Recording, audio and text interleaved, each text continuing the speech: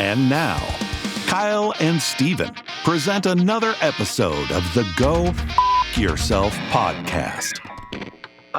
It's Fix. Really? Well, that's embarrassing.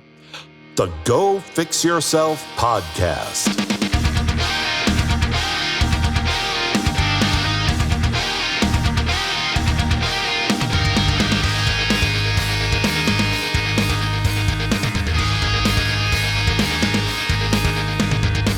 Welcome to the Go Fix Yourself podcast, the podcast where we are trying to fix our worldview one conversation at a time. I am your co-host, Steven, and sitting next to me, to my left, as always, man, he's got a smolder that James Dean would just be jealous of if he was alive. It's Kyle! I feel like when I smolder, it kind of looks like I'm like going to start crying. Like it's just not sexy. I'm like, I mean, some people might be into that kind of thing. Oh Absolutely. my! Thank you. Yeah. Somebody's out. Apparently, your wife is. I know. So. Yeah.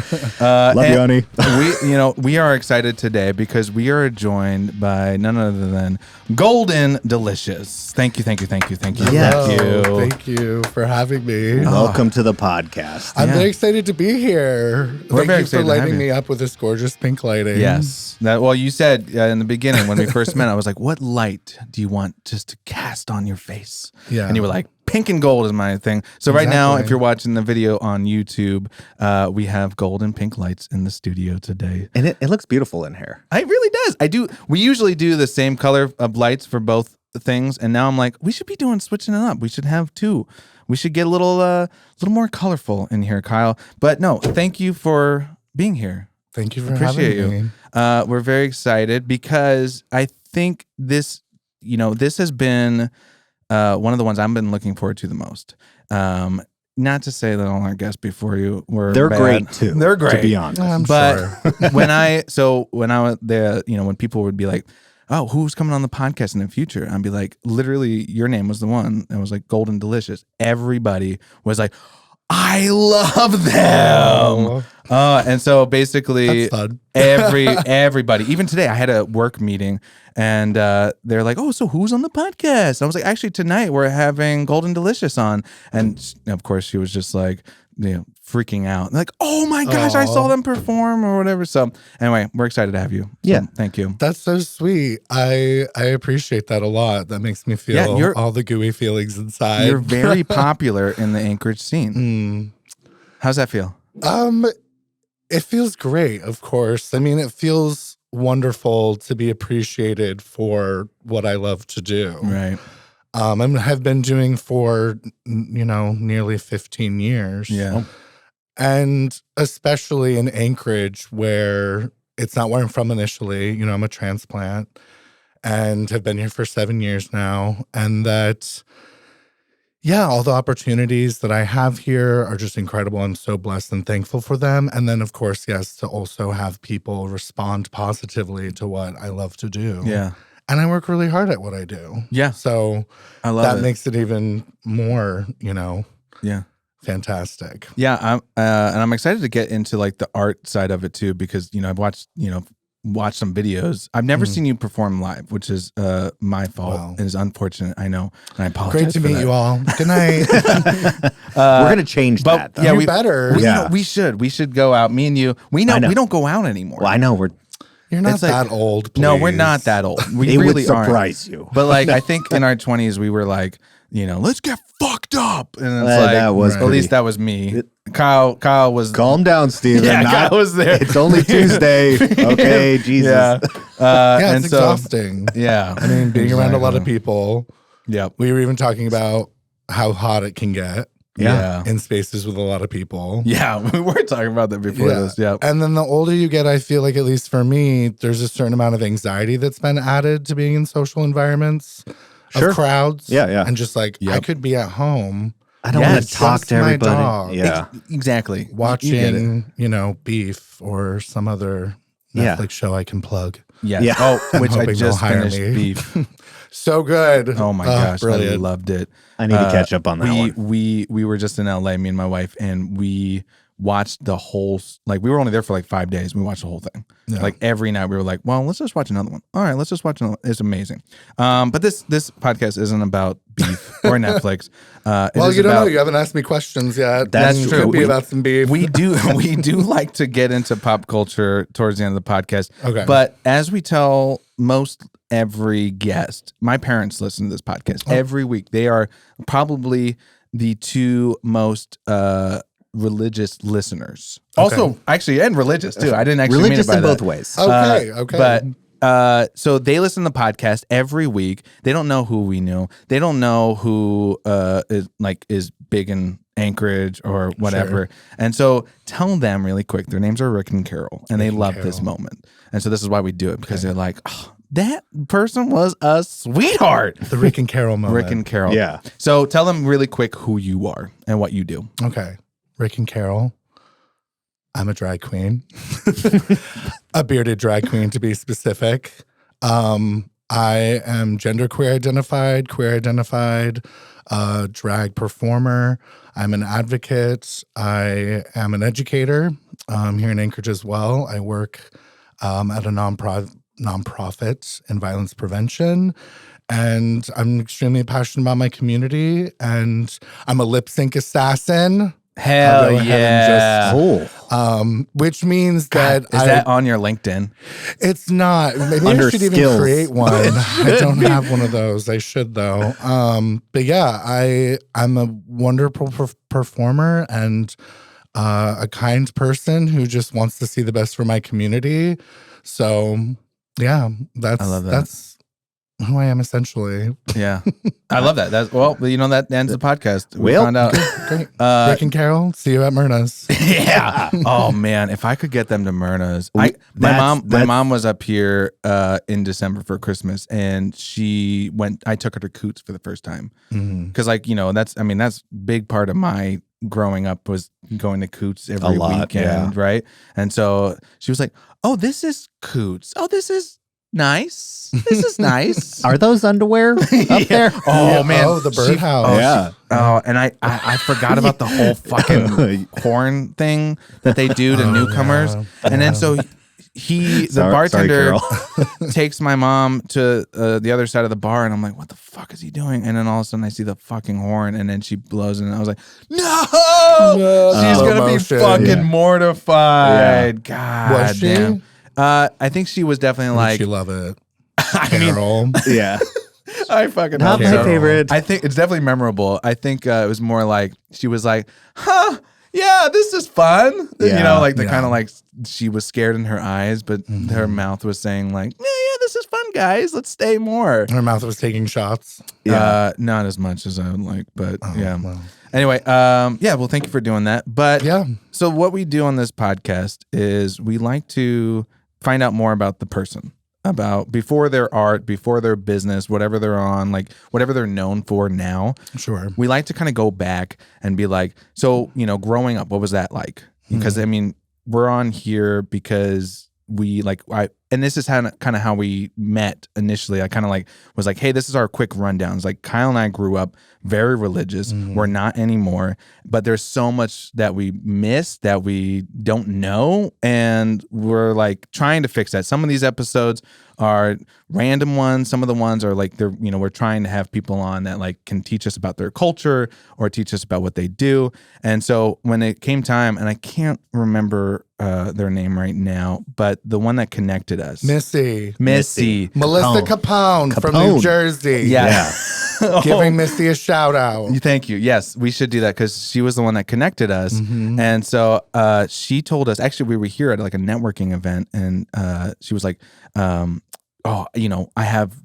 connected to drag performers. And I was like, yes, abso-fucking-lutely. We need to do that because that is like a world that we know nothing about. Very little. So I want to get into that a little bit. Like, what got you into performing to drag queen? What got you to where you are today, Goldie? Oh, God. Yeah, you were a transplant. And take you it said. back, Yeah. baby. Yeah. Let's go. Okay. It was 1985. Okay. Not that bad. You're not that old. I feel like we're the same age. We are. I'm 33. Oh. So I'm 30. Okay. Wow. I know. Well, Hey, but I look good. Yeah. Damn. I look good. So when I see someone who looks fairly young, I sometimes What if assume Fairly. that they're I was gonna say, what if Well- you were like, oh man, your 30s, you kind of Wait, okay. not been Which one of good. us is older? I think I Well, already did. fuck. Did I already say it? Did I say it? I I'm didn't gonna- say mine. You said Okay. 33. I'm going to assume you're older. It's maturity, right? Is it maturity? Sure. And the It's grays in my- crying face. yeah. Actually. Yeah. It's the stealthy It's a lot of crying tears. face. No, but I actually just gave a commencement speech at UAA's Lavender graduation, which is like a queer LGBTQ focused graduation. So I gave a commencement speech for that, and they gave me 20 minutes to talk. Oh, wow. So I'm going to try to keep this condensed. Oh wow. I'm going to do the condensed version of my Okay. story leading up to kind Yeah, of and where I am we're gonna today. probably interject questions. So, okay, too. cool. I was born and raised in Vermont. I have always had like a natural inherent appreciation for things that are regarded more as like stereotypically feminine. Like from 3 years old, I was infatuated with my sister's pink tutu. My father used to hide it in a closet on the top shelf. And my mom would find me crying. She loves to tell this story. She'd like find me crying outside the closet and get it down for me and give it back to me. So I always have had an advocate in my mother, even though my father, who I no longer have a relationship with, was not supportive of my natural like instincts of being attracted to those things. My mom also managed some very fancy New England boutiques. So in the like early 90s, when I would go to work with her, if we had like an in-service day or holiday or something, or she'd take me to work, and I remember crawling at like 7 years old underneath all of these like gaudy 90s attire and collecting like the sequins and the beads and these pearls and being like, these are a treasure because they're connected to this fashion. And I like just, I had this natural attraction to it. I also loved female leading like characters. Like my favorite movie growing up was Pretty Woman. Oh. And my first drag performance ever was probably around 7 years old, where I reenacted the scene where she has a towel on her head and she throws herself on the bed screaming $3,000. 7 years old. Yeah. I mean, I was too young to understand what that movie was about. was really and, about. Right. you know, try everyone to just suspend your judgment for a second. But Great movie though. Let's be honest. amazing movie. Yeah. And I mean, there's nothing super explicit in that movie. Yes, No. there's It's implied a lot. Yeah, you know, very. there's a moment on a piano. She gets a pillow out. we to never support her it's- knees. Yeah, we never we never get into the nitty It's gritty. just not like a head bobbing What's up and that down mean? or anything like that, right? Yeah. So anyway, I threw a towel around my head and another towel like around me from like the chest down. And I would like whisper and I would be like, but I'm here now. And then run to like my mom's bed, of course, because it was bigger than mine, and throw myself around. And my mom loves to tell that story too. Oh wow. About how I reenacted that scene. And I love the fashion and I love that she shopped. And that was an inherent part of who I was, also combined with an inherent love for performance. When I was 5, I told my mom she'd be my date to the Oscars when I went. And I think that was about the fashion and the glamour as well. But I loved movies. I connected to performance. And, you know, further down the line, my mom got me involved in, you know, acting classes as a youth and performed through middle school and high school. And I ended up going to school for theater for shit. college. So Where did you go? I went to Point Park University. It's a little private conservatory for dance and theater. Okay. So I went there, and then like, as opposed to going down a path of moving to New York or even auditioning in Pittsburgh, which is where it is, or LA, I went and did the Disney college program. You did? I did. So it combines some God. other things. You Oh, reeled shut him the in. fuck You up. reeled Shut- him in. Yeah. No, I applied for the Disney college program. Oh. I got in, but then instead of the summer that accident. I applied for, which was not the following one, but the next one, so the next year, Right. they were like, well, we want to have you this year. Could you come this year instead of next year? And I was Yeah. like, I can't. I already have a previous engagement. I was a camp counselor.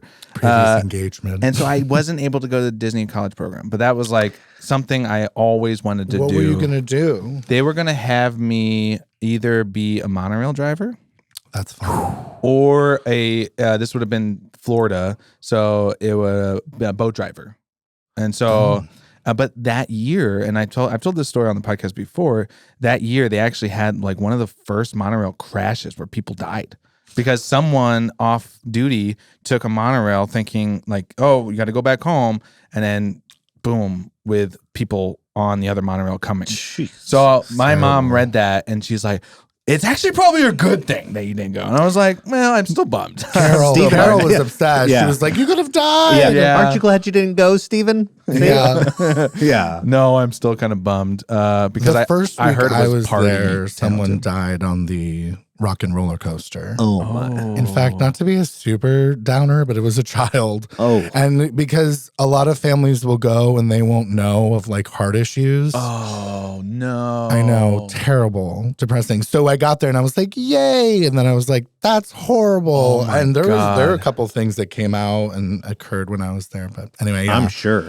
I've heard, well, then that's another thing too. I read an article before I applied, and this made me want to do it even more, where like the Disney college program was like party town, like crazy party central. Oh yeah, I turned 21 there. Oh, yeah. See that I wanted to live that life. I wanted to, because I was in a Christian college at that time too. And so I was like, I want to get out of here. I never had a crazy party experience. So I was like, maybe this is my end. Fuse my love Disney for and drinking. partying, but not be I don't have to hide it from my parents partying, and then also add Disney into it and actually be a cast member. But of course it didn't work out. But so you did the Disney college program. And we got a headphone issue. 1 second. No, it's all good. So if you're watching the video, you can see We can't mess with the hair. we can't mess with the hair. So the headphones was kind of an issue. Okay. We're good now. I'm going to just Yeah. We can do that too. We got duct tape too. for coming. We can just stick it on. ASMR. Two-sided tape. Don't. That's another thing. All right. Okay. So Disney college program. You went there. Yes. And I was in entertainment. So I auditioned to be friends with Goofy. Wink, wink. And then other Goofy height characters. Yeah. That's the thing they say. Friends with Goofy. If you get it. Yeah. I don't get it. We can't say it. Well, maybe I can say it, but you can't. I hung out with Goofy a lot. I don't know. I'm not sure how to take it. Like, I also said that in like, kind of, I hung out with Goofy. this place sounds awesome. Yeah. No, but I was in entertainment, so no, I was having a very appropriate relationship with Goofy. Okay, thank you. That's I was like, where are we? Yeah, and being in parades and being, in the character program, if you will. No and shit. That's so cool. For about a year. And then I turned 21 down there. And that's when I started like regularly going to Pleasure Island, which no longer exists. Yeah. Yeah. Rest in peace. You should be sad you missed out on that. to be I did honest. miss out on that. I went to Disney Quest. That was like, that's what I remember of downtown Disney. Yes. But I never got to never cross that bridge, literally Yeah. and physically. And they had a bus that would take us there from our campuses, I'll call them, of To where Pleasure we Island? lived, to like, yeah.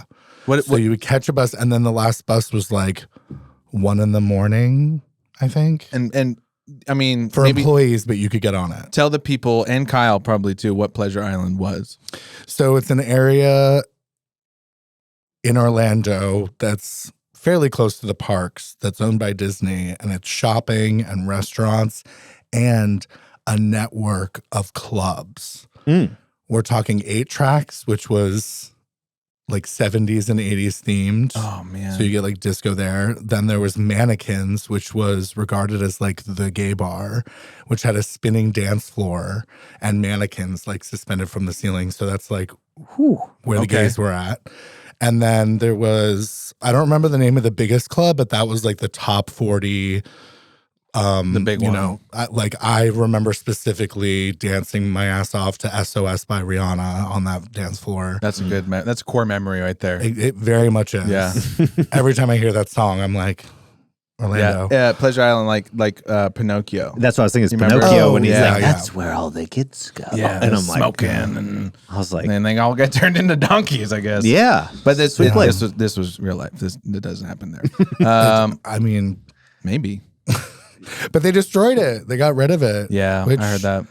I mean, I am curious to know why, but it's not really any of my business. I'm just glad that I experienced it before it was gone. Yeah. Like, Or there's it's a like legacy. Planet Hollywood was there too, and that's now gone. And then Disney Quest, which was like the 5-star art or 5-level arcade. Anyway, we could Disney all day. We could Disney Seriously. down. We could Disney down. the house down.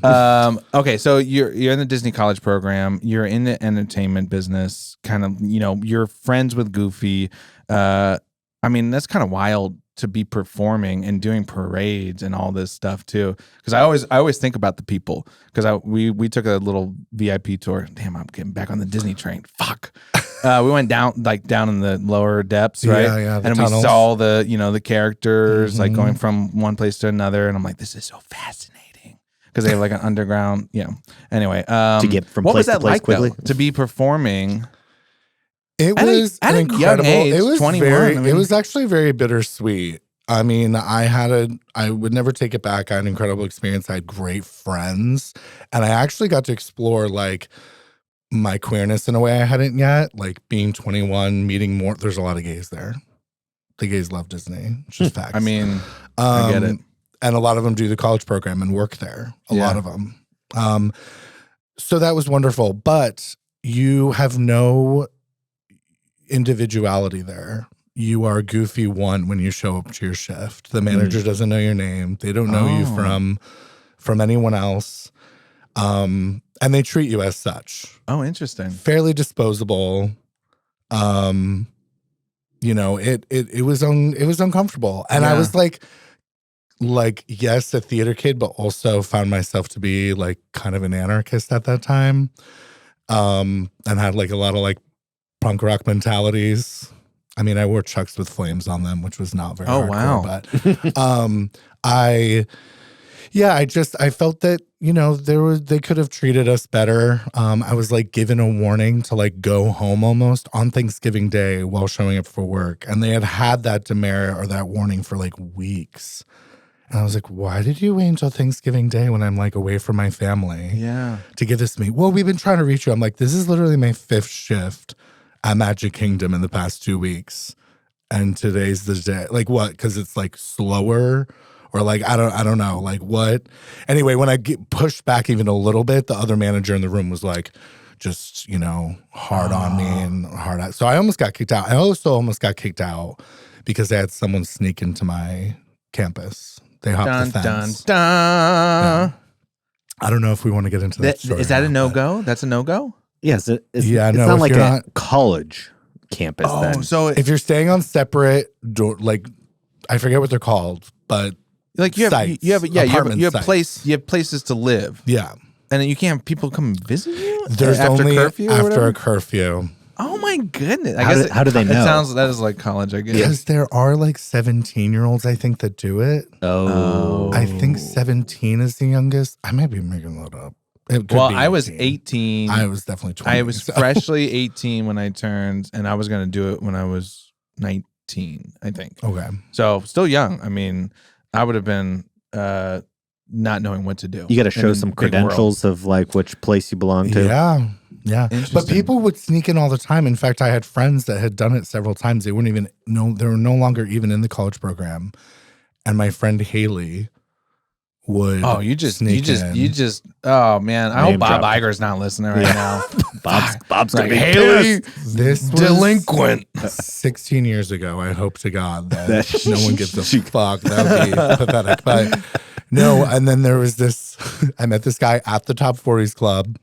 He lived on the campus that was for the Epcot actual Okay. like people who were from those countries that they bring into work Yeah. at those countries. There's all right, Kyle. There's a world showcase, and like there's like different like you can go to Mexico, you can go to France, and like there's these different rides or different restaurants. Okay, And so they call it the World Showcase because it's like literally country like, themed. yeah, kinda yeah, yeah. town. And you can go learn about cultures and drink beer in Germany. It's super cool. I fucking love it.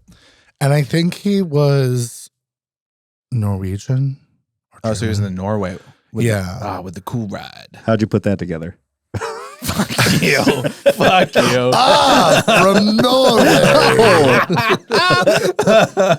Shit, man. I've never been told I was quick, okay? You're on it. You know your geography. Yeah. Norwegian. Norway. Yeah. He was cute. And I was like, you could sneak in. Sure. It was his last night. Oh. So when we got caught, he gave his side of the story. They separated us. Because Oh, Disney. no. Interrogation method. Disney is Jeez. Fucking Disney's wild. I mean, it's one of the Cops. biggest corporations in the world, right? Yeah. So they're like, they separate you and they have you, they interview you. Prisoner's interrogate, dilemma essentially. is what it is. Yeah. Yes. Yeah. And then I was requested to go to the main campus, like one of the other campuses, the main office of like housing, and then did an interview. He was already gone.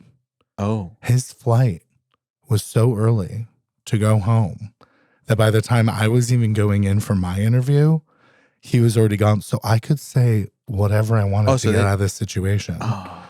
I was like, he left something at my apartment. He wanted to come back and get it. I told him no.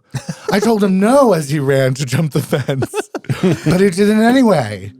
And they were like, okay. God damn those Norwegians. That doesn't sound right, but yeah, Yeah. okay. And they're like, well, he said that you wanted him to come over. And I was like, I told him not to.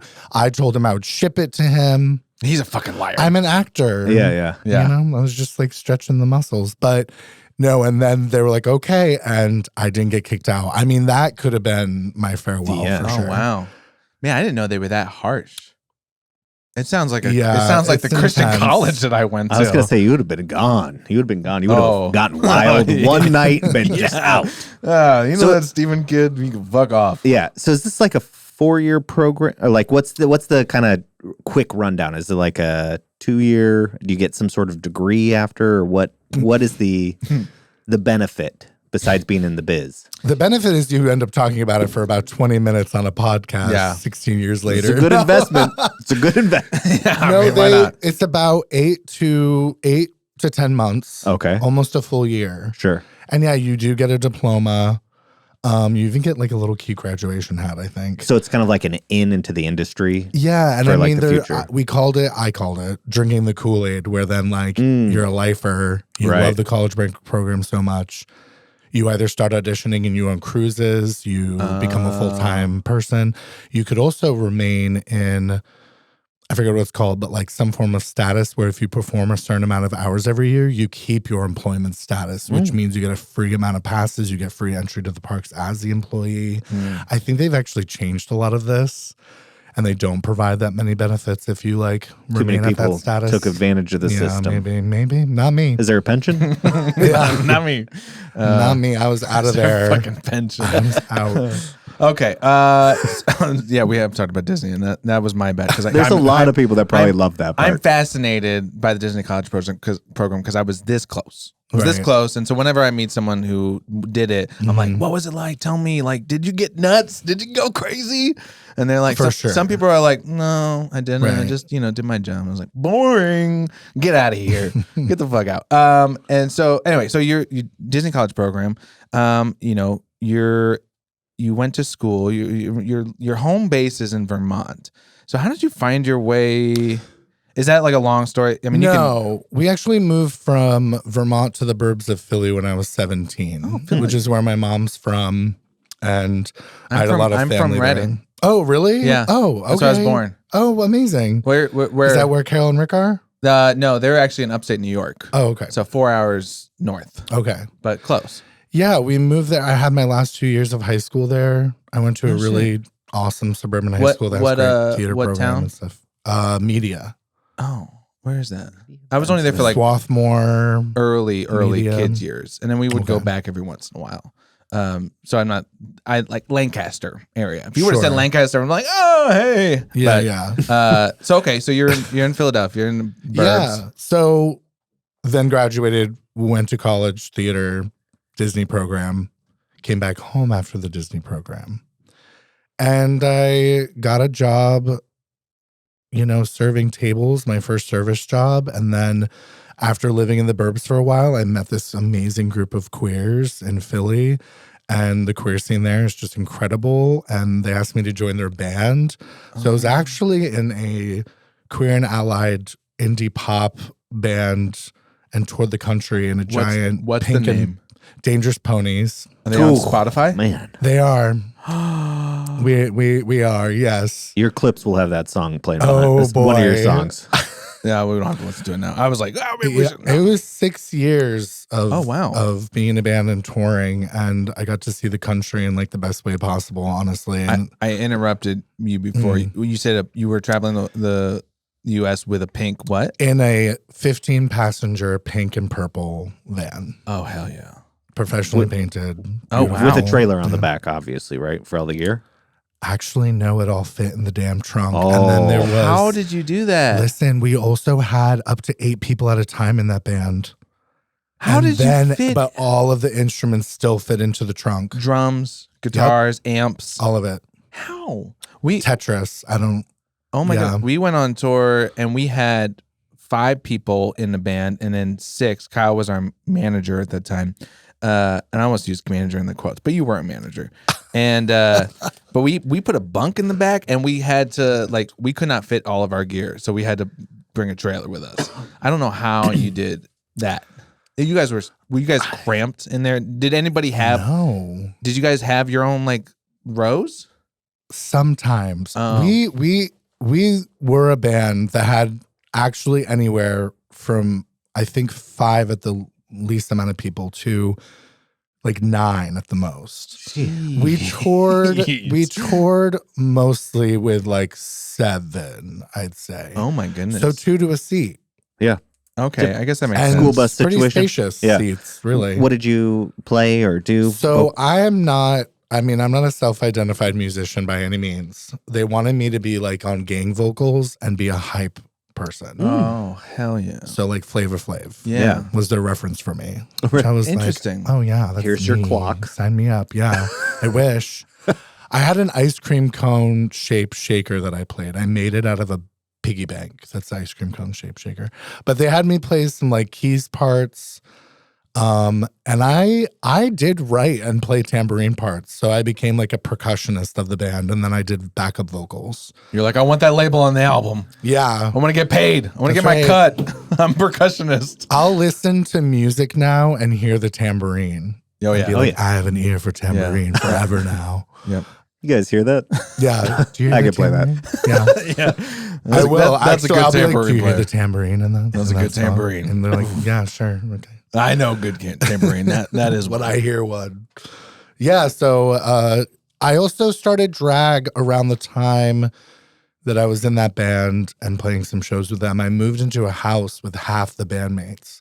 It was from the Burbs. So in South Philly, about 10 of us initially in this 3-story townhouse in South Philadelphia. Oh, wow. Cheap as hell. Beautiful, actually. We ruined it. But yeah, they wanted to have a drag show, a sister show to Miss West Philly Fabulous, which was a drag show that happened in the living room of a house in the West Philly area. So being that we were in South Philly and we had a lot of room, they wanted to have the show, asked me if I'd perform in it. I'd never done drag before, but being that I'm a performer and I'd always been interested in more effeminate just put things. 1, 2 together. Yeah. I also was working as a clothing manager of an HIV/AIDS thrift store at that point. Okay. So finding the things was very accessible as well. Finding fun, draggy things to wear. And you got all these sequins you collected collect as a that I kid. kept, forever. You got a little sewing tackle them. box still oh, all right, put some together. Treasure. Oh my God, I wish I had kept them all. But yeah, so yeah, I And what decided age on was a this song? What age was this about? 23, Okay, probably. yeah. Okay. Yeah, you within were a in- very short time after Disney. I mean, a year or maybe 2. Mhm. Yeah. All right. And so, okay, so I'm kind of curious. So how did that go? The first show. It was amazing. So you were like, I got the bug. I was brilliant. Yeah. Yeah. A I natural. fucking knocked it out of the park. Let's go. Well, so because I'm a theater person, I didn't just do me lip syncing to a song. I had props. I had 2 people in it with you me. went all out. I had like a reveal where I like, took off this suit, this ugly suit that I wore, but underneath had like a cute negligee and had a cardboard saxophone because there's a saxophone solo in the song. What song was it? I Know What Boys Like by the Waitresses. Okay. Sing it for me actually, because I just lost it. You're going to have me sing on the show? No. What's the lyrics? I know what boys like. Yes. I know what guys want. Yes. I Oh, know yeah. what boys like me. And that's our social media clip for the week. Oh, Yeah. Great. Take 2. Yeah. Yeah, so I like had one person come in and be like a creepy guy that I didn't want, and then he left, and then saxophone solo. And then another guy come in that didn't want anything to do with me that I really wanted, so I like ran after him. It was like a whole thing. Damn. My friend Joe, actually, who came up to visit me my like 2nd year of living in Alaska. But anyway, hi Joe, I'll send you the link. But yeah, so that was the first performance. And from there, the next opportunity was Miss West Philly Fabulous, which was like right around the corner. And I did that and I got 2nd place in that. I think I got first in our show. It was like a pageant of sorts. Okay. And then started just doing as much drag as I could. You're like, so that first one, like, I mean, I was telling you earlier, we played in hardcore bands. And I think as soon as you get on that stage, you're like, even if there's 5 people in the crowd or 10 people just being up there and you're like, attention's on me. Yeah. It's like, boom. All eyes on me. It's like, for me, that was like, so people are like, what gets you on stage and do you get nervous and all that shit? I'm like, I love that shit. Yeah. It's like, so you caught the bug and you were like, this is what I want to do. Yeah, I don't actively remember feeling like, okay, I can't wait to keep doing this. I think it just naturally happened. And then You're like, I'm good at this. So Yeah. I might as well keep going. and it was the way that I could perform as opposed to auditioning for shows, as opposed to writing and trying to be in my own things, or because the theater community is very overwhelming. The audition process is very overwhelming. Sure. Yeah. And there's a lot of rejection, a lot of disappointment. And I'm a very sensitive person. So it was, Aren't we all? it became very, easy and natural for that to be where I could flex those muscles. And I could be the costumer, the makeup. I didn't do my own makeup for a couple of years, though. I had a friend do it for me. We don't need to say that. They don't know. Oh. They don't need to know. Okay, never mind. Cut I that. mean, I lied. but what I did everything. What I kind of liked about it was that I'd be like, well, this is what I told people. I like supporting other artists too, like makeup artists. Yeah. That's Okay. that's perfect. But why I also don't come didn't down have here. to do it myself, Yeah. which is actually the most Which important part. you but- do it now yourself too? Yeah. See, if you're watching on the YouTube right now, which you should be, you can see it's not like very easy, I can imagine, No. to put on. It definitely takes time to just do it.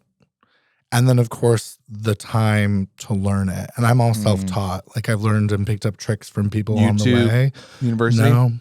Nothing. No. Just from like- actual people doing, like showing you how to do it, kind of thing. Mostly from looking at images. Okay. But Yeah. not shit. how, but have absolutely had moments with like even a local queen here, Ivana Kishikok, who is like my bestie sister of all That's a time. great name. Yeah, that's pretty good. That is so good. Yeah. Yeah, that's great.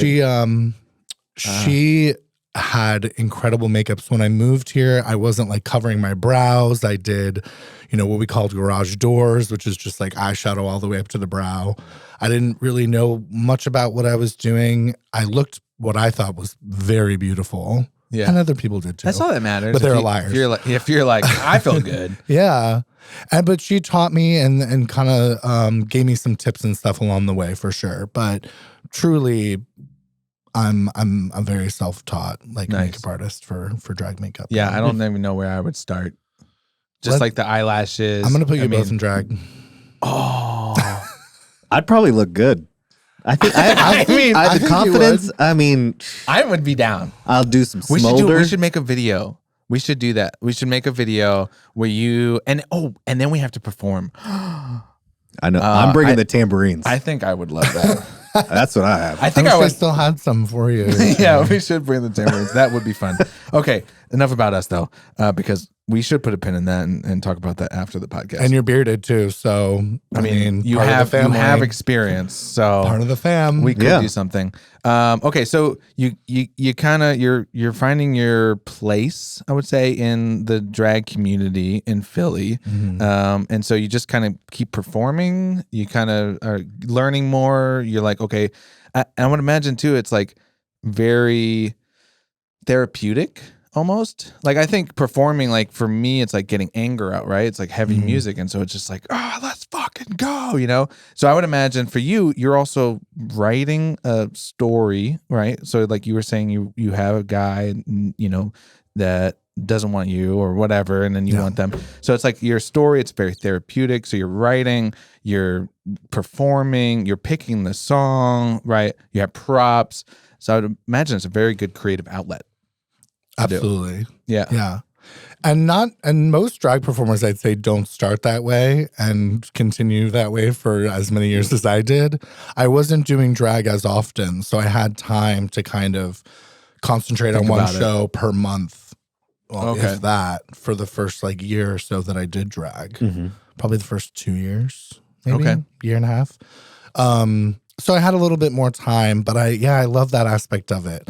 And then I would say initially a lot of what I expressed was my sexuality. I mean, it was a time to feel sexy. It was a time to feel confident for me.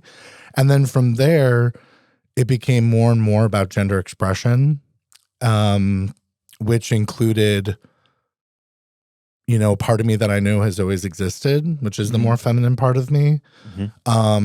And then as well as even expressing deeper emotions and connections to songs that reflect that singer's emotions. I'm a ballad queen. In the end, that is like what I love to do more than any other kind of song. Because I think the way that these often women are singing these songs is so incredible and so impressive, and like to be a part of that, to harness that energy and express it in a lip sync, I'm very passionate about. Yes. And I think it also is a connection to the history of drag, where so much of it initiated with lip syncing. Yes, there was live singers and other ways that people performed, but it is a part of the history of drag, is to express yourself visually and then in performance with a lip sync. And I'm all about the passion and energy that are behind the eyes, you know, in your mouth movements and in your body. Sure. So that is like the route that my dad. I was That's what. No, bringing them back. well, oh God. Are you living with family because you said you moved in with a band. So are you checking in with family as kind of like day by day with your mom? I'm assuming was supportive during all this stuff, or Yeah, I don't remember when I kind of told her, but she came to like my third or fourth show. I mean, it was under 10. It was under definitely 10 shows that I had done. And she came with my aunt. And gotta tell you this anecdote, which was that at that show, I still didn't really know what I was doing as far as like clothes or underwear or tights. So I just put on fishnets and nothing else. And there was like a dance off for the end of the show where it was between me and someone else for this contest. And I like laid out and threw my legs in the air and my skirt like lifted up. And I just hear my aunt go, "Brooks Banker," because she could see all of me. Yeah. Yeah, God. I was going to say, I've done that a time or two. Yeah, that's cool. Exciting stuff. Anyway, so that's, I mean, now I wear underwear. Sure. Yeah. many clearly. layers of things. Yeah. I just did not know what I was really doing at that point. Kind of winging it. Yeah. Yeah. There's one thing that you said that you're like keeps pulling you in for performing drag. You said expression of gender. Mm. Like, so what is that to you? How do you define that expression Yeah. of gender? Well, gender is something that it's a construct that we all live by in some format, right? And just to start with like the basis of it is a construct brought on by, colonial culture. It's a colonized idea of a binary, right? And we have man and we have woman, or boy or girl, and you're assigned based on really one thing, what you are at birth. And then there's all these restrictions and expectations that go along with that binary after you've been assigned that. Now, for me, exploring gender meant that I was exploring all parts of that spectrum, right? And drag was exploring more so the feminine part of the gender binary. And as I mentioned, I always felt like I had a feminine part of myself. So now when identifying as genderqueer, I'd say that initiating my relationship with drag or starting drag was the way many years ago I started expressing that part of myself. And I live day to day in a very masculine presenting way, but also the way we express ourselves, it can be affirming and often is affirming to people in their gender identity. But we also, the idea is that one day we deconstruct the binary itself, and these things don't have to hold so much meaning anymore. But when we talk about drag, when we talk about gender, often we use the binary as like the example of these things. But, as a genderqueer person, and I'm sure you've heard the term non-binary before. Oh, yeah. For sure. Yeah. So people who live outside of that binary, they don't want to be restricted to it. And then gender identity also differs from gender expression, right? And so gender identity can be, one's personal sense of self in their gender, which can differ from the one assigned at birth. And then gender expression is how we all live day to day in the ways that we express ourselves. I love that. So I would imagine, because you were saying like earlier, you were like, I love the feminine side, right? I have I wanted to wear the pink tutu, and then being able to express that in performing and like get that out, right? It's like, I would imagine that's very, I don't know, weightlifting is what I would, for someone who's never done it, yeah, I would imagine that's probably something you feel possibly of like being like, hey, I get to do this and I get to perform and I get to kind of like live a little bit of part of me and show you what it's like. Yeah, absolutely. And that's not something I initially recognized. I just had a lot of fun. Right.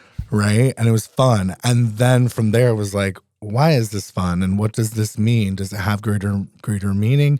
Because the response to it was also so positive and so beautiful. And like, you're connecting to your community and you're meeting more drag performers and you're connecting to queer people. You're connecting to people who would refer to themselves as allies, who love the art form because it's fun and it's outrageous. And also, connecting to your community in a more profound way, because drag has also always been a part of advocacy and activism. Specifically, even, trans women of color who also were performers and even referred to themselves sometimes as drag performers, were at the front lines of the movements that we saw for equal rights. So, the connection community is naturally there, and drag has always been a part of that and will continue to be. That's cool. Currently is. So I love that. So you found yourself, working towards building a brand, right? Building a drag queen brand, which I don't know anything about, which I'm obsessed with building brands in general too. So that's kind of interesting. So, like, how did you kind of go about that? Is like finding finding your persona and finding the name. Where did the name Golden Delicious come from? So I mentioned working at that thrift store. We would get donations in all kinds of vessels, right?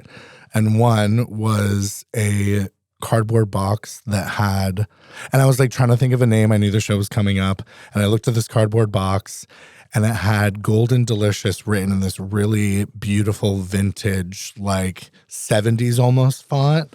In like, yeah. And I also grew up in Vermont picking apples. Oh. All of my life. No It's like shit. very much tied to my childhood and So it growing was up. fate.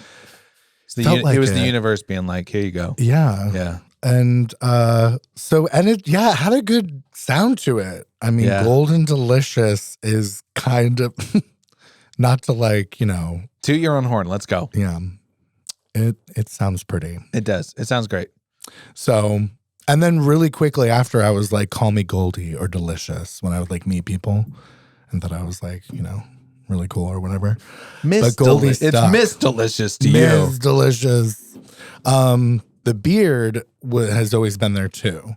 So I'd say if anything, initially my brand or persona related to like being a bearded queen, which is a part of that gender thing, right? Because I liked that it threw people off. I liked that it related to the idea that gender or feminine representation doesn't have to look like one thing, all the way to learning more about the fact that there are women with beards. For sure. Yeah. And my goal was never to be like a female impersonator, right? It never was to like give the illusion that like I am a woman, right? It was to be art. I was going to say personified, but my God, to be art, to be walking and performing art, right? And it was all about performance for me too. Like that's why I didn't really pay attention to my makeup. I wore drugstore makeup. I back in the day I didn't do like padding or anything with costuming. It wasn't until I moved to Alaska that I started concentrating more on my makeup, more on my figure, more on costuming and wigs, and really put a lot of energy into like that imagery. Okay. Well, that's a good segue too. Yeah. How did you get up here? So, and I can't skip that I lived in New Orleans for 3 years as well. I love New Orleans. So I moved there at one point just because I loved it. I got engaged under the tree of life. Amazing. I love that place. Yeah. So it's New Orleans is very like special. nowhere to me. else. Yep. And those 3 years is where I explored a more like raw part of my drag, like performing in an abandoned warehouse with a generator or Fuck yeah. Hardcore. doing. Sounds like a music video for like a metal band. It's like It was pretty metal. foggy. Yeah. One light above. It was very that. It was very metal. When I say that I did probably, it wasn't until the end of my 3 years there that I stopped doing as many performances with some kind of like fluid or like substance of some kind. Like I did a lot of like kind of hardcore performances that included blood packets. Oh, And shit. some pretty like macabre stuff. Yeah. Oh shit. Okay. We're into that. I was wondering. I was like, It what does was- hardcore look like? I was I like, performed. I was I like, thought you were gonna be like- fluids and all. I went- I I'm did- thinking all sorts. I was like, what are we doing? dancing to Metallica. Yeah, I don't know. I actually performed with a lot of punk bands in New Orleans. I that's performed at a fucking punk cool. venue called Siberia. I was asked often by punk bands or this one punk show producer to perform with bands. And yeah, I loved it. I loved shit. it because That's cool. I'd always felt a bit a part of the punk scene adjacently, and then getting more submerged in it and combining the art of drag with punk music Fuck yeah. was Pretty punk. I love that. amazing. Yeah. Right. And unexpected for a lot of people. And I killed it. And I did like performances where I had like tubes in my costume and like a pop ballad would play. It's a song by Leona Lewis called Keep Bleeding. And she literally, the chorus is like, keep bleeding, keep bleeding, love. Yeah. And I Yeah. literally had someone connected all these piping who started pumping. And I had it first come out of my wig front. So it was like dripping down my face. Then it came out of my wrists. Were you spraying on the crowd? Yeah. So it's Oh. like Alice Cooper, kind of like all Bring that kind of it stuff. back. Yeah. Bring it back. Yeah. Dude, that's wild. I think about it because like there's another queen in town who does that song, and I'm like, yeah, Well, did when that we song all back in the performed day. I did it together, first. yeah. I did Man. it in Nolans. That's wild. in a warehouse. Dude. Yeah. That is Then I moved up here, and okay. why? But how? Why? So Because how do you go from New Orleans yeah, right? to Alaska? My sister was living in Philly because like my home family moved and met a man at a marathon in Chicago that's from here. And she ended up moving up here. And then my parents, my mom and my stepdad, they ended up moving up here because they're tired of the burbs of Philly and they wanted to be in a more spacious place. You know, we're all from New England originally and they loved it up here. So they moved up here. They were like, you'll do great up here. Like, we swear you should come up here and get involved in the community. I was like, Alaska? Yeah. What the hell am I going to do there? And I'm like in New Orleans on the phone with my mom, like, I'm in New Orleans. But I did. I came up to visit for 5 months and had an incredible experience and did connect to the community. That's when I was cast as Frankenfurter in Rocky Horror Show at Myrna's the first year that I came up to visit. Hell yeah. Which is like a very big deal, Yeah. kind of, in this community. So that was where the ties kind of created. Tell us two boys that don't know jack about Rocky Horror Picture Show. Even though I've had friends, I was gonna go. I had tickets one time to go, and I It's kind of ended like up Disney, not. you know? Yeah. Fuck you! Don't I'm remind sensing me. some commitment issues here. He had a prior commitment. What is that role, and why is it so big in the show? So Rocky Horror Show is, I mean, it's a movie based on a musical initially that was on stages in London. Tim Curry. Yeah. Role made famous by Tim Curry of Frankenfurter, who's a mad scientist. Oh, so that's the main role. Yes. Oh shit. Yeah. Oh, so that is a really big deal there. Well, yeah. Okay. Well, and because then I didn't know at the time, but like it sells out every year, Yeah. and like people are driving in and coming in from like all over Alaska. The community like of Myrna's where it's been held the last 13 years. I mean, they, you know, so I go to karaoke there when I first come up, and the KJ, who turned into one of my good friends, was like, hey, we're having auditions for Rocky Horror the Musical. Like, you have a great voice. You should come and audition. And I was like, yeah. And they're like, what part would you want? I'm like, I don't know, maybe Frankenfurter. Shoot for the top.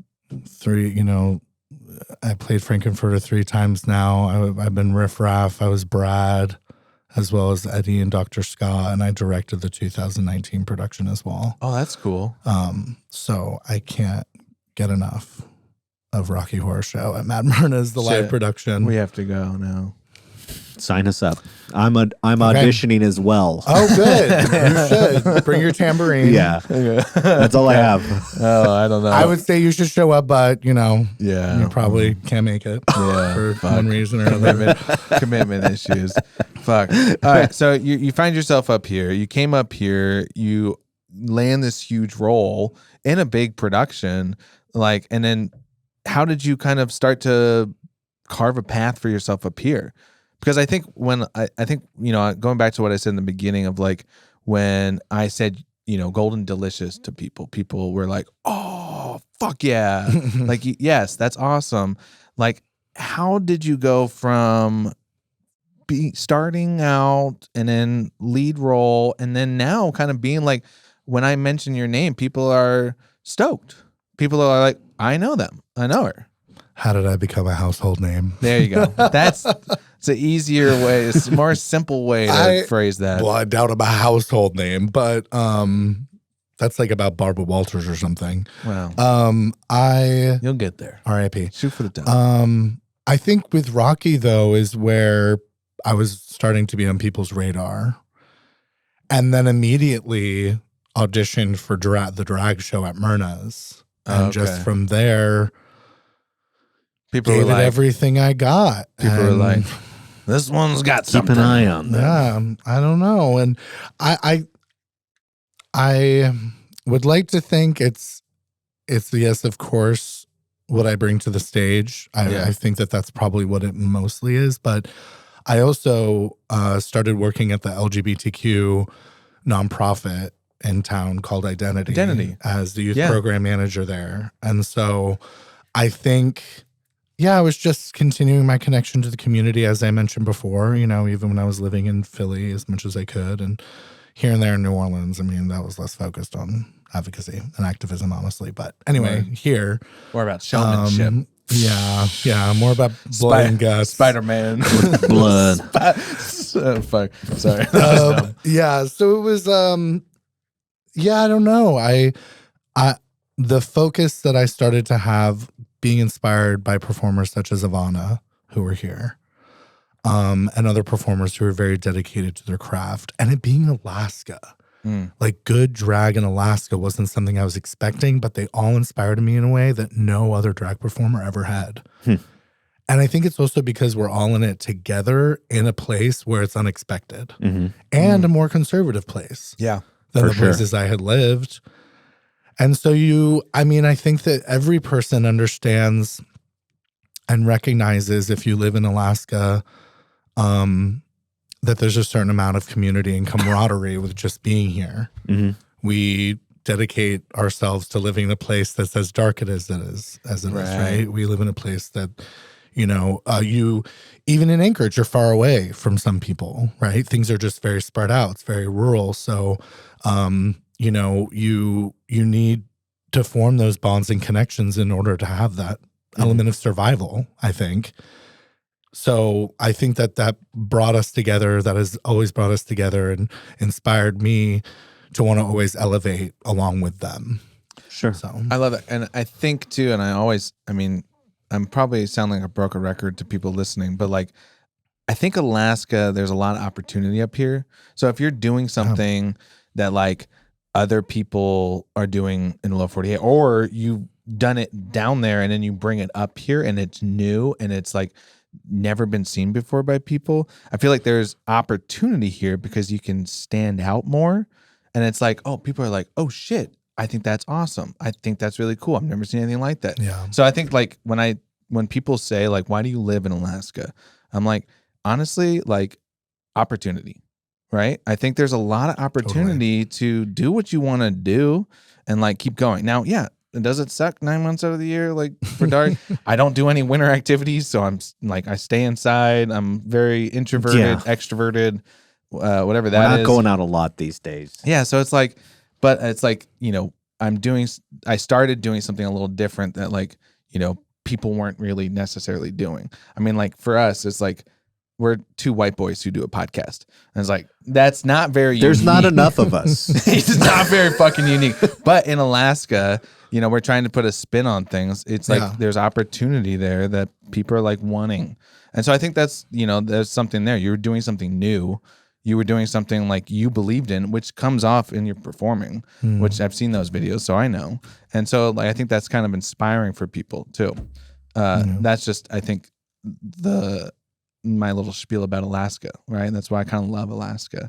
And I agree. And those opportunities have been incredible for me and absolutely a part of why I haven't moved when I've thought about it a lot. Yeah. As especially being someone who's lived in Philadelphia, who's lived in New Orleans, who's lived in these larger cities and love the culture of those places. But I also love the culture here.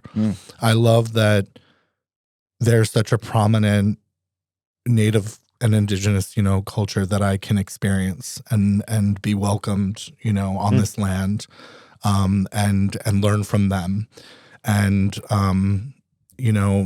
be guided in their culture and also these things that I discussed relating to gender, and in forms of decolonizing myself and my community, recognizing the problematic elements and the dangerous elements of the gender binary and how it is, constructed by colonialism and Western cultures. Right. And so working with organizations when I was with Identity and continue as much as I can, with Native movement and other Indigenous-based organizations and just friends who are, have the capacity and energy to educate me or have conversations about these things. So, that has been a really beautiful and I feel very honored to have had that opportunity being here as well. And yeah, it's, even connecting with you is a part of being in Alaska, that I love, right? Yep. And And there is greater change happening here, and people wanting to have these discussions more and to highlight drag more. And honestly, I feel that there's with the current climate of this attack on drag that we're seeing, we are seeing more and more people wanting to create space and a platform in this community for drag performers, which is not necessarily what you would always expect, right? But we're seeing, even Seward Pride, they added a drag story time to their schedule for Pride this year because they're like, we're not going to let, these misconceptions dictate, what we do in our community that we know is all about love and care. So that's something else about Alaska that I've been so impressed by and so inspired by is even within our current climate, the opportunities that a lot of allies even are creating. Arseniga Productions, right? Shout out Kendra. Shout out Kendra and Mercedes, two of my best friends. Really? Yeah. I love them so much. And they are doing amazing things as far as their all age, drag loteria event, as well as other drag events, and, creating more of that visibility and more of that opportunity. And now is the time where that's really needed. Okay. I love that. So, us being on the other side, like what is something that people listening and ourselves included can do to, be an ally, to promote, to back this up and to take a stand with you? What can we do? What is there to do? Well, I think supporting drag in general is, of course, a great way. So going to shows. Yeah, dude, let's Y'all. do it. I love how you looked that way. I was looking at somebody else to. Yeah, man, we gotta go. Where are you? God. Oh, we got a third guy. I was looking at you too much, so yeah.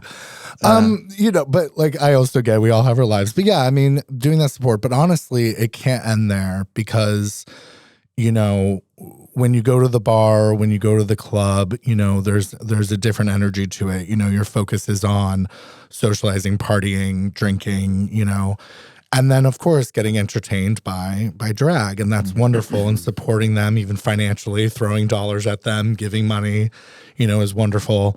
But when we see direct attacks like we have on the LGBTQ community, here and even Alaska, with certain policies being attempted and, them removing gender identity and sexuality from our non-discrimination policies, within the Human Rights Committee and stopping investigations on those things, which is unconstitutional, to step up and pay attention to the leadership of ACLU and Planned Parenthood, of Anchorage, and make the calls when asked, show up for the rallies if there are any. And yeah, paying attention is to half of what I hope people would do, because you can't know what to do if you don't even know what's going on, right? Mm-hmm. So, following those organizations or even following drag performers who are constantly sharing that opportunity to get involved, because as I said, we've always kind of been leaders in that, to get information on what's occurring, and then they often share actions. So, talking and having the hard conversations also with family and friends who perpetuate those misconceptions about our community, because we already have so much exhausting work that we are doing. Sure. Just even sometimes to exist and live day to day, sharing the weight of informing people and educating people is another way that we need more in our community. And, is a great way to be of that support. What would you say is some of those stereotypes or things that aren't true that you hear kind of repeated from other people that you're like, come on, that's not actually how it is? Because I mean, I've heard everything under the sun, and some of it I don't know how to rebuttal. Sure. Or if I hear it, I'm like, well, I don't know if that's true or not, or whatever. So what are some common things that you hear that you'd be like, that should be shut down because that's not true? Yeah. Or whatever it is. Yeah. There is a history that has already existed of the misconception or, the misconception that LGBTQ people are groomers and pedophiles. That's big right now. That seems to be like that's what pops up a lot of times talking about certain people. And it's so that's been a part of our history and been a part of what people have claimed towards us for some time. But through marriage equality, through the natural evolution and progress of, more, acceptance and, visibility of our community, right? We have been more visible than ever. And I will add that is, I think, where these folks are feeling threatened. The more visible and represented that we have been in our communities, whether it's in media or in Congress. You had Christopher Constant on here, right? On our assemblies, in political roles, positions of leadership. I believe that people feel threatened by that. And that is where we're seeing this larger uprising of people claiming, for example, drag queens being pedophiles or groomers by doing all age events. But also, the bans or restrictions that they're attempting on the bodies of trans youth and trans people. So those are the largest things that we're kind of seeing right now. And as far as, the umbrella misconception, as well as the projection that these people give us or onto us, is sexualizing our identities. We are grandparents, we are teachers, we are, sisters, brothers, neighbors, we are pastors, we are rabbis, we are contributing members of society. We live and contribute and offer so much more than what our sexuality is. And I think the issue is so much with this attack on drag performers is that it's queer people who are often doing drag. It's not the fact that it's drag, it's the fact that it's queer people. And they have always, for eons now, folks have sexualized our existence. Therefore, if they're sexualizing our existence and we are doing an all-age drag show, they're concerned about what's happening in that scenario. So I will add that they're also sexualizing children. They're the ones sexualizing children. Thinking that. Exactly. Yes. By having this misconception that they, or focus that they are a target in that instance, and that us, by having an all-age show, we're somehow trying to persuade or change their identity when they believe that their identity naturally and could only ever be one of heterosexuality. So you're the one projecting sexuality onto a child if you believe that is the only identity they could ever have.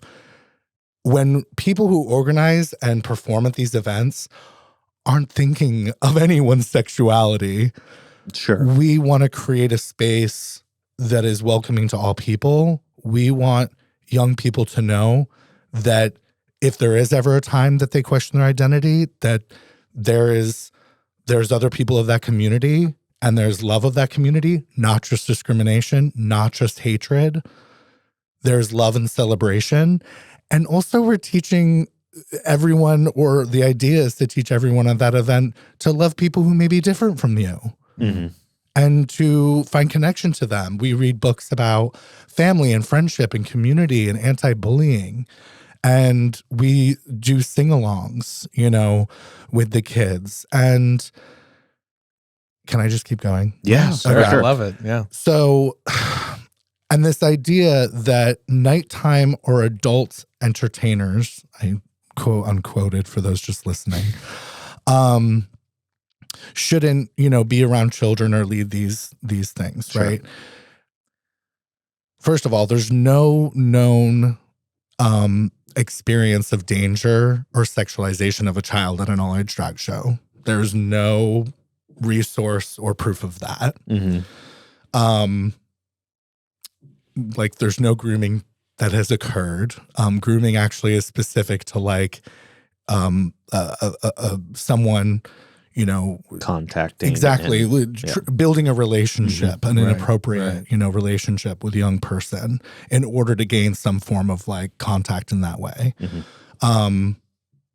That doesn't usually happen during, or can't really happen during an hour-long event. So we are adults. We recognize the difference between being entertainers at a nightclub and then an environment that is about family and pride and uplifting our community. Sure. So to say that, we don't want adult entertainers around kids, it's again projecting onto us the idea that we are only ever sexual beings, that we don't know the difference between being entertainers for a nightclub event and for young people. Now, mistakes have happened. Sure. And that's where I say that, yes, that queen maybe shouldn't have won that specific thing. That, things happen. There are hundreds, if not thousands, of all-age drag events that happen without those things occurring.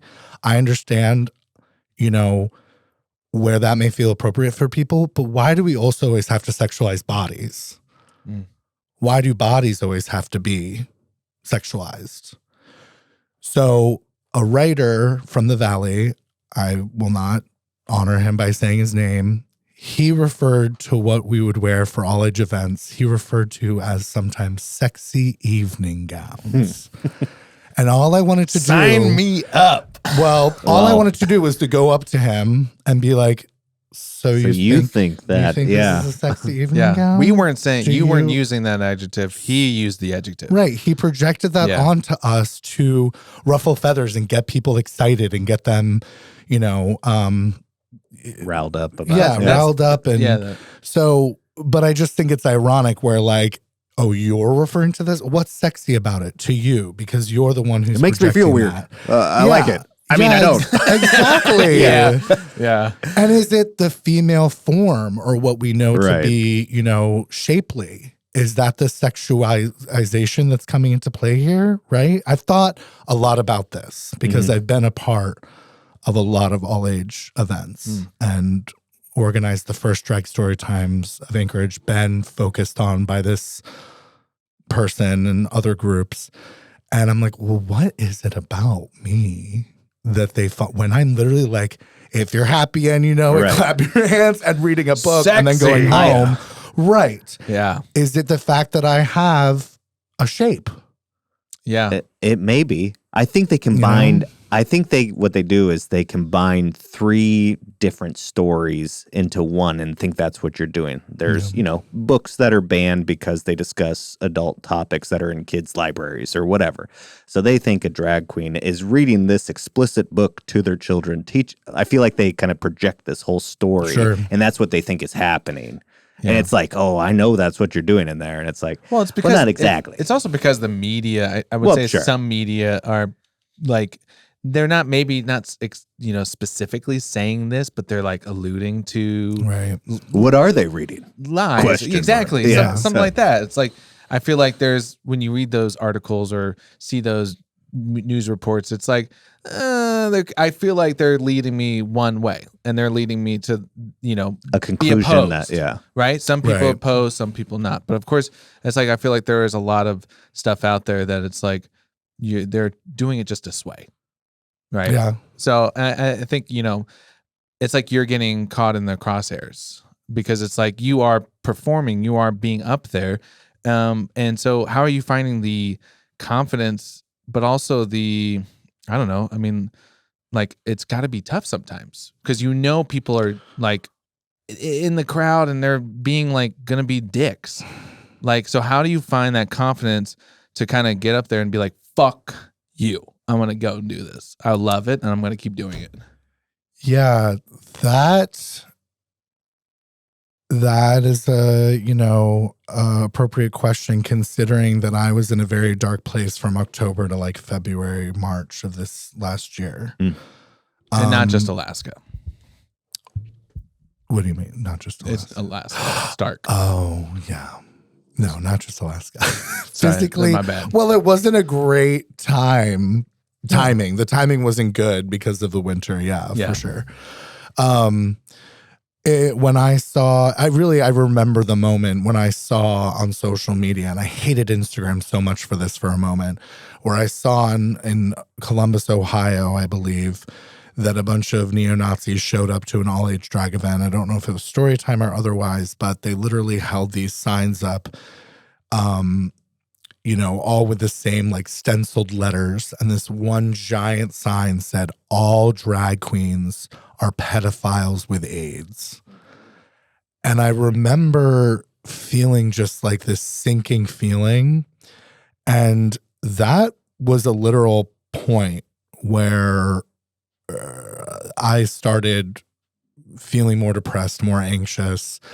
And that led me all the way until February. And truly, I mean, my focus was not on the art, but it was like on making money and, doing the opportunities because they're there. And, my confidence was lacking. And it wasn't until we started having attacks in our own communities on LGBTQ people, specifically the policies that we're seeing attempted by the Dunleavy administration targeting trans youth in our schools, that I was like, there's no more time for this. There's no more time for my experience, my these mental health struggles. Like, I don't know. I felt this inspiration and this like recharge of like, okay, now it's threatening my personal community in this very specific way. And I've like, being that I was a youth program manager, I worked directly with the young people that a policy like this would affect and harm. And so I just think I picked myself up by the bootstraps, as they say, and I just had to fight. And that's what's carried me through until now. And there are definitely moments where it's exhausting. I am now more concerned and anxious about being in drag, even just in face while driving, alone. I get that. Than I really ever have here. Being in public settings outside of safer spaces like Myrna's or, Coots even is a safer space. I've been more concerned or worried about that. And I can't even say that I'm like, it's all just a fear of violence being projected towards me. I just don't have the capacity for it. I don't have the capacity for someone talking to me or yelling something at me or something occurring. Like, and I know that like the capacity is just not there because my energy is going so much into my work that I have full time as an educator and violence prevention specialist, my performing, and then like advocacy that I try to do as much as possible as well. And so, yeah, I just don't want to deal with it. Right. I also don't want to have to kick someone's ass. Nobody should have to. Yeah, I get that because what you were talking about, like with Instagram, is like, do you get a lot of? I'm sure you get a lot of positive messages and stuff like that, but I'm sure it's kind of also, is there a lot of negativity on social media towards you that you see specifically? Someone the other day commented on a picture of me. What was it? Stop wearing sexy nightgowns. Yeah, stop too sexy of an evening turning gown. me on. Sexy evening gowns. Yeah. What a stupid asshole. Someone called me a something but trash. Oh. Something but ugly but trash, maybe. Okay. And it had like kind of cute ring to it. And so I posted in my story the comment, I said, my new drag name. Yeah. And it was like the vomit emoji. So I don't want to jinx myself and like hopefully none of your viewers like start coming for me or something. They but better like, not. I feel fortunate because I know Kendra has had some challenges with people contacting her and saying things. I don't get like A lot of things in my inbox, and that's like one out of a couple comments I've gotten since I've had Instagram. Good. So I am great. blessed in that. Maybe it's because they know I'm 6'2" and 300 pounds. Yeah. I don't know. But I feel like that's more of a Facebook thing. You know, Facebook. That's true. Kind of garbage. And I'm not on it. There's a lot of ugly butt trash on there. Yeah. I'm just saying you need to make these shirts. You know, like stop wearing sexy nightgown, and then like Oh my ugly butt God. trash, like hashtag, like you take would all the actually- negativity and you turn it into Profit. positive money. Yes. Actually, that's I not like that that's idea. not a bad idea. It's a great idea. You heard it. There is someone in the community who has done that with her merch, and I'm not going to name names, but anyway, Embrace the negative. Embrace- a certain title But I mean, as embarrassment of the community. Oh. oh, they know. They know who it is. Love her. Yeah. Lamia. Her name's Lamia Monroe. But yeah, so not a lot of that. Thankfully. That's good. And again, don't want to be Yeah. jinxing myself here, but I mean, the articles are not easy. They're not on my radar unless someone sends them to me, but I have been highlighted. My pictures have been used Sure. for these articles. But what's wild about these articles is that the last one written that included me was like my resume. But the way that like he was listing all these things off and all these things I had done, but to him and I guess his audience, those are all bad things. Yeah. But I was like, Dangerous thanks for pony yeah. tambourine. Disney college program. Yeah. Friends with Goofy. A lot of blood stuff on the stage. Yeah, I mean, they probably would not love that. But yeah, you know, Brooks once spoke in front of the assembly, you know, in support of Drag Story Hour, because I was asked to lead an LGBTQ like competency training for a youth event called Lead On in Anchorage. Okay. That's and the event was centered around like activism and advocacy, and so youth are guided in conversations around how to be better people essentially and how they can be advocates for their community. And it was like 13 to 24, I think was the age group. And so he wrote an article specific to the fact that I led that presentation and had like the details of it, and then went on to like list my resume. And I was reading it and I was like, You're a fan. I've done a lot. He's been following you. I mean, He's a fan. Page 2. it's kind of, it's strange. I mean, if he wasn't a fan, he like found that out and like probably was scrolling your Instagram being like, okay, write this down. Okay, write this down. So I'm just saying. Why do I like this so much? I gotta, Man, that's a sexy nightgown. Yeah, another sexy evening gown. Yeah, he focused on that photo of me that's on that magnet. That was like a highlighted photo the that he devil used. daddy. Yeah. Yeah, and I was like, of course, because, you know, he's weaponizing, as many Satan. do, his religion Yeah. for these things. Oh, yeah. So, what do you think about Satan? great guy. Great guy. It's a guy. Okay. Yeah. I'm always, you know. I really want to like rip my Yeah. face off. I'm and be here. Like, It's like the South Park voice. What's up, guys? And so, what was the inspiration behind this it whole? was Halloween. And then you said you took this picture. Yeah. So during the pandemic, I did a lot of virtual drag like within my space. And Is that big I- on Zoom? Like doing a drag show through Zoom or something? we did do some Zoom stuff. Jeez, man. Yeah. But we also did YouTube, like a YouTube live, but you like show a video live, like that you've already constructed or whatever. Yeah. Oh yeah, so actually, in speaking about like makeup and my progress and all that, my costuming and makeup during the pandemic actually is where I evolved the most because there was not much else going on. And so, you know, I explored more with makeup. I tried new things and, you know, hosted and organized a digital drag event called Quarantine for a Cause, which raised money for organizations during the pandemic. That's good. Quarantine That's for a good. Cause, thank you. That was good. Yeah. Clever. It's trademarked. Good. But yeah, that was around Halloween. We did like a Halloween show. I did like a drag brunch, digital drag brunch during that time too, with a Juno queen and a Fairbanks queen. We all like got together on YouTube or Twitch. Yep. Anyway, so yeah, I took off the wig that day, put those horns on, and took a selfie, and I edited a little bit, and people lost their shit. They People loved love it. that fucking photo. I know. Yeah. Well, It's- I'm going to give it's you what edgy. you want. Yeah. Give the people what they want. Well, I mean, we've talked a lot about, advocacy and genders, and performing and how you got into the space. But I'm kind of curious, like, what is next? What are you doing next? What's something that's coming up that you're excited about? Pride. Yeah, this will be dropping on Pride Month, so happy Okay. Pride, everybody. Happy Pride, everyone.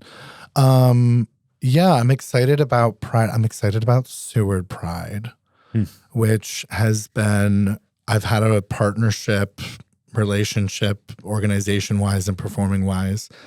I think, like, even since its first one, or at least we did the winter fundraiser leading into their first bigger Pride, which was a drag show, and a bunch of us like caravan down there, over there, wherever it is, down. Nobody knows, actually. Nobody It's a knows. mystery. Yeah, we just end up there. You just get there. And yeah, so that's been this like awesome relationship. Like I've hosted those shows, been a part of like booking the queens or performers from here to go and be a part of it there. And so it's like a whole weekend of events that I'm super excited about. What's the dates? So it's the June 8th through the 11th. Okay. There's a bingo on Thursday that I'm helping with, performing for, hosting the show called Hot Seward Nights on Friday, the 9th. There's a story time on Saturday morning, drag story time. Then there's a cruise Saturday afternoon, evening, party Saturday night, and then there's like a barbecue Sunday. Cruise. Yeah. What do you like mean? a fjord tour No shit. cruise called. You take over? Yeah. It's called like. It's got to have a clever name. Yeah. Where is it? Something about resurrection and pride. And Okay, yeah. maybe rainbows. Something there. There's Rainbow something over there. resurrection pride. I feel like if we put our noggins together, we could come up with something too. It's gonna be a good time. My mom and my sister are going. I have several friends who are going. Shit.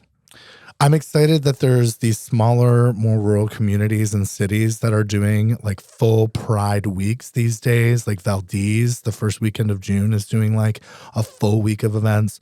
Homer has a weekend. So are you Seward. going to? No, Oh I'm my just gosh, doing Just Seward. one. I Yeah. was gonna Yeah. say that would be so much. I was going Yeah. to say these cities you're mentioning, like no offense to them, but they would not be the first ones I think that would be No. like, this is what we're doing. You think True, of like true. Fisherman Town, like oil, different cities. And I'm like, really? They're the ones that are kind of leading the way on the whole Pride month. And I'm like, Yeah. that's interesting. I mean, that's great. It's just Yeah. is not right when you say it. I'm always like, really? Right. Well, that's what I love about it. Right, it's a little unexpected, It's yeah. surprising. And so with that, it's very exciting. Yeah. Relating so much to like everything we've talked about, And tonight, actually, I know this will be released later on, but tonight, City Council of Seward, there are people showing up to oppose drag story time in the community. And so, I only know that because of your Instagram. oh, well, And so, like you said, you guys are kind of the news We outlets for try. things that are going on that yeah. might not be like so commonplace. Like that's not exactly in my news feed. No, Like, yeah, and I don't know what that says about me or whatever, but like I only. Well, it is now. I know, gee, whatever. But I saw Barbara yours. Walters. Yes, legendary. You're going to have that in Yeah, there now. But I mean, that's the beauty of it is that I clicked on your story, clicked through, saw the updates that you had, and then I read that and I was like, oh, well, there was no way I would have known that had I Yeah. not clicked on your story. So did you send an email? I did not yet, but I saw it's an updated email to a Yes. different person now. Well, you can still send it to the them, one, but and they've CC been the other forwarding one. it because that person, that It's no longer there. They're no longer there, but they're forwarding it to those who need it because they are currently on the Pride board of Seward, Pride Alliance. So they're like, they want to make sure that all the people get the right information. But that's a perfect example. Not to shame you or call you out or whatever. It's okay. Shame me. But if you have a moment later tonight to not only write an email yourself and be like, as a citizen of this fine state, you know, I find this to be, you know, unconstitutional. The library is a space meant for all people, free of discrimination. You know, I support the idea of like drag performers creating a space of love and kindness and family for people and peace. Thanks. Yeah. Thanks for listening. And then sharing that with, you know, your friends and saying, hey, y'all, take 2 minutes to send an email to this. I already know. Shit. I already know PJ's gonna like splice this and have the shame Yeah, with me like sitting there Fucking like Game of Thrones style. we just go crawling. Yeah. But yeah, I mean, just to tie it back into action. Actually doing stuff, activism. Action, yeah. Like, because we can talk all day about it, but the action part, and you saw it, and the email's there, and I was driving. Okay, no. that's I understand. You had plans. You Fuck, were that's coming even home. worse, Kyle. God But yeah, damn. that's- Is that a red light? who cares? Have to send this email. Yeah, that's a perfect example of it, and so I'm looking forward to Seward. Yeah. I'm looking forward to I was looking forward the to rest of Seward. Pride Month, and yeah, exciting adventures that come up Yeah, you every kind of. day. Honestly, There's a lot that can happen in the next few months. Absolutely. Hopefully, good things. I'll be invited to another All good podcast. Yeah. What, like, real quick to kind of wrap up is like, it sounds like, I mean, your mental health can take a lot of hits from some of the stuff that you have to kind of either consume or read about and all this stuff. Like, is there anything that you kind of do to help mitigate that? We kind of talked earlier about like some of the shows you probably enjoy to kind of like just tune out a lot of the stuff that's going on. Like, what's something that you kind of do to wind down and check out for a little bit? So, because I do fill so much of my time with things, Sure. when it's time for downtime, I'm not a winter activities person, right? I'm not like, I try to go out hiking. I try to get out and walk. I'm going to get my bike fixed. Do some biking. I don't even do that. Yeah. I don't do it. So I do love TV and movies. Sure. I mean, we all do. I park myself down. I love to like eat things while I'm watching it. And What's just the snack of Oh, choice? wait. oh God. I mean, I love pizza. Oh. What kind? Where? Oh, Okay. I love how we're like, what snack? What's your snack of Yeah. choice? 3 hours later. Yeah. No, I mean, I prefer Moose's Tooth, Bear Tooth, but let's be real. I'm often getting delivery because, like, once I'm done, once I'm home, all You're that, not getting up. it's I get also it. super late. I do live the nightlife. Like, most of my shows are Thursday through Saturday, ending at like 11:30, almost midnight. I often decompress by hanging out for a bit afterwards. Then I go home and have to decompress even more. So we're talking like CC's Pizza. Okay. Is usually Oh, the one wow. that's open. Okay. Sicily's if I have to, but that makes me feel like shit the next day. Yeah. CC's, what's up with that? I don't know. It's just like really dense pizza. I haven't had it in forever. I know. Oh. I'm usually getting Moose's Tooth. I'm a sucker for that. Because Or you're not I do- eating pizza at 2 a.m. True. I do Hearth a lot now. Oh. Moose's Tooth Hearth and is Hearth. delicious. Moose's Tooth is my first choice. Hearth is my second. You're I going to would get a think right now. spicy type pizza, obviously, with an extra side Chipotle of steak. peanut Chipotle sauce. steak. What are you talking about? Fuck Are you. you? What about amazing apricot? I don't change. You know. Yeah, I would say Spicy I'm a Thai. Chipotle Right. steak. When I worked there at Moose's Tooth for like 2 years, I tried every pizza and I just like fell in love with Chipotle steak, and then I can't switch. So if I go there, which is very rare because now there's just so busy, so I always get Chipotle steak. But You anyway, just aged yourself. Yeah. 2.5 hour wait. So busy. It is shows. What kind of shows do you watch? What movies do you watch? Yeah. Oh, yeah. I mean, lots of shit, but Beef was amazing. Yeah. I'm now watching The Great, the 3rd season of The Great on Hulu. Oh. About the reign of Catherine the Oh, Great. Catherine the I Great. saw that. Mhm. I saw Russia. that advertised when I was watching Dave. Dave. Yeah, I've the seen that. Little Dicky. Yeah. Little Dicky show, Yeah. and they advertised The Great on there. Yeah. Oh, okay. That's all I know. It's good. It's good. I really like shows. My childhood affinity with female leads has continued. I watch a lot of shows centered around female casts, or like at least with a female lead. Yeah. I don't know. I'm all over the place. Favorite movies that come to mind right now? Pretty Woman. Well, yeah, we did talk about that. That's right. Romy and Michelle's High School Reunion. Oh, nice. But also Princess Mononoke. I love Studio Ghibli. So like I love anime. My Neighbor Totoro. I won't go as far as to say that I like anime.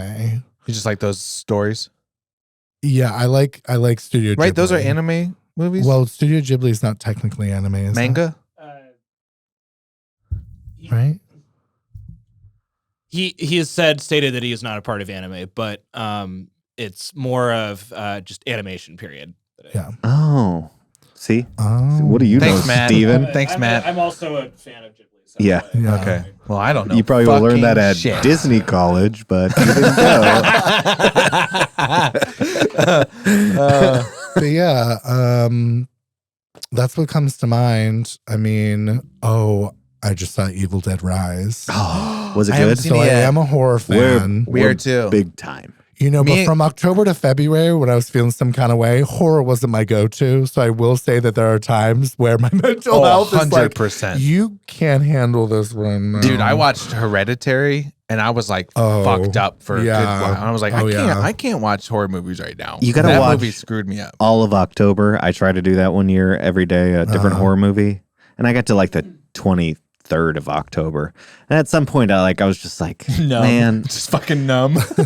why are we even here? You know, like, why am I alive? You know? No, for real. It was like, I probably should switch to something happier a little for just a lighter. little yeah. bit. Well, that sometimes like if I watch a really intense horror movie, I have to watch like The Office. Yeah, or palate a palate cleanser. cleanser. Yeah. Palate Yes. cleanser. Like Parks and Rec or something that's just like comforting and like familiar and like, okay, I'm alive. they're like- not all bad people out there. Yeah. Not everyone's trying to murder me. Yeah. Well, Yeah, just- RuPaul's Drag Race is really good for a palate cleanser. Yeah. And you don't have that's to fun. follow it. Like you can Yeah, throw it just on pop and then in you're there. like, yeah, it's just Just a like, bunch of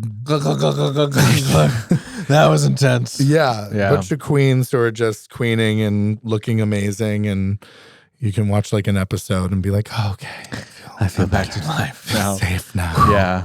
Yeah. Evil Dead Rise was wild though. I could talk about that for an hour. Was it as good as like the older ones? Well, There was a last 2000 one. It there was came one in out. early 2000s. 2013? That was Was the it last the one. I last saw, one? Yeah. Okay, you love the originals though. I can't even remember them, to be honest. Oh, I love them so. They changed my life. I know Really? that's dramatic. I saw them in theater school. Bruce Campbell. Yeah. Yeah, I loved those. Or at And least then I the was one. in Evil Dead the musical in Delaware when I lived in Philadelphia 3 times. Oh no Oh, shit! There's a musical based on the movies. That's wild. I didn't Mostly know the that. first 2. So I yeah, want to get a chainsaw arm. my obsession with Evil Dead has been ongoing for a while, but the first one is one of my favorite movies. Yeah, but then when did they switch from like kind of the like comedy horror to like when I watched the last one made in 2013? I Where was it's like, oh, this is Mommy's like, home. Mom. yeah. That part, I was like, oh, mama. Yeah. Yeah. I went and saw it on Mother's Day Let too. mommy in. Bless my dad's heart. He's totally conservative Christian, old school. And so that commercial was playing like every 10 seconds on TV, I swear to God. Yeah. And it would come on. He's like, why do they make movies like this? And I'm like, Dad, I'm going to see this. I'm excited. Yeah. Because the people like me. Yeah. Yeah, no. So they were never meant to be comedy, though. Well, the first one wasn't, and Right. it ended Really? up being successful in the sense that It was like people were silly. going to see it because it was camp. It's camp. And that's why drag queens and queers love horror too, because of the camp element of it. I think, anyway, I mean, there's a whole history of like queers and horror. But first one, not meant to be funny, is. Really? No. They were like, we're making a sincerely terrifying film with Bruce Campbell, who's like, Yeah, I was gonna say doing his drama. I mean, they picked a great actor, but I think like when I think funny, I think like that's when I think Bruce Campbell. Yeah. Like, you know what I mean? Bruce Campbell, funnier. I think of just lots of blood and just that's goofy true, faces. Yeah, like the decomposing like face made out of Play-Doh. I mean, it literally is like neon colors and it's like melting, and like you have like this gremlin girl in the basement being like, "Oh yeah, your mother sucks cock." No, that's Exorcist. The Exorcist. She's like, "I'm gonna suck your cock," or whatever she's screaming, and yeah, so it's just over the top ridiculous. The second one, they're like, "Oh, we're leaning into this," and made it comedy on purpose. Army of Darkness, which I don't like at all, that was very comedy centered as well. Okay. But then it's like horror fans who also are fans of Evil Dead, writers and directors, wrote scripts like the 2013 one being like, oh, but I love the story of Evil Dead, but I also love like actual terrifying horror. So let's take the narrative of like this demonic book, and when you read it out loud, it makes people turn Bad into stuff demons, happens, and then yeah. bad stuff happens. But it aligns with the stuff that happens in the first one, in a sense of like, the first moment of violence in the first, in the first movie is a pencil to the ankle. Right. So taking household objects and doing really fucked up things to other people, and then that turns them into a demon. This newest one was fucking wild. I like that. What? Cheese grater. I think about Is that every all I time have I'm to say. grating cheese with my hand. I'm like, what if the cheese slips and I just like, and then I was like, what if your face and like, and I'm like, fuck, oh, Kyle, fuck, dark." Yeah. No, it's a cautionary tale. Yes. So Oh shit. And you'll probably never have that issue because you Exactly, 'cause think I'm about it every cautious. time you. that's how I lived my whole life. If I think about something bad enough that could happen, it won't happen to me statistically. Yeah. How could it possibly happen That's to a me? very stoic principle. We've talked I'm about just that like, on here before. if I too. picture myself dying in a plane crash, what's the chances that's actually going to happen? I feel very superstitious right now. Remember earlier when I was knocking on wood? I'm not Right. even that superstitious, but like A little stitious. little stitious. So stitious. Well, we I mean, on that note, You know what? That's how I think. Okay, we've Take it taken or up leave it. I like it. a lot of your time already. We thank you so much for being here. Where can people find you? What platforms? Well, the back alley. You can find me on Instagram. Is that what you're talking about? Yeah, anything Yeah, like- social okay, media yeah. platform. Yeah, whatever. Yeah, so I'm on the Instagram, Golden X Delicious. Golden X Delicious, the X from my MySpace days. You can find me at Mad Myrna's almost every Friday and Saturday. But if you follow me on social media, you can see where I'm going to be at. Perform at Coots, sometimes at Cafe Ciudad Benito. You can find me kind of all over. Well, Goldie, That is awesome. thank you Thank you. Yes, for Thank being you. on here. We really do appreciate it. I mean, I learned a lot about the culture, your community, and also just like, what we can do as, allies and, advocate and get out there. Send those fucking emails, Yeah, come on. I love we both. I got to make some calls tonight. Giving No. them shit. Yeah. No, thank you for coming on. I really appreciate thank it. you for having me, and thank you for allowing the opportunity to talk about these really important things, and giving some visibility and a platform on what people can do is really important. So thank you. Absolutely. And it was great to talk about movies and food and Disney as well. Those are like, I mean, you go back to like the first 80 episodes and it's just me and Kyle talking about that shit. Yeah. We have a love for popcorn and movies. So it's just like, we talk about that for a whole episode. And we're both allergic to popcorn. Yeah. But we still both eat it because we love it so much. We're gluttons. Wow, Yeah, it makes your very tummy much not so. feel good. yeah, pretty much. Yeah. Yeah. Well, on that note, we'll leave you with that.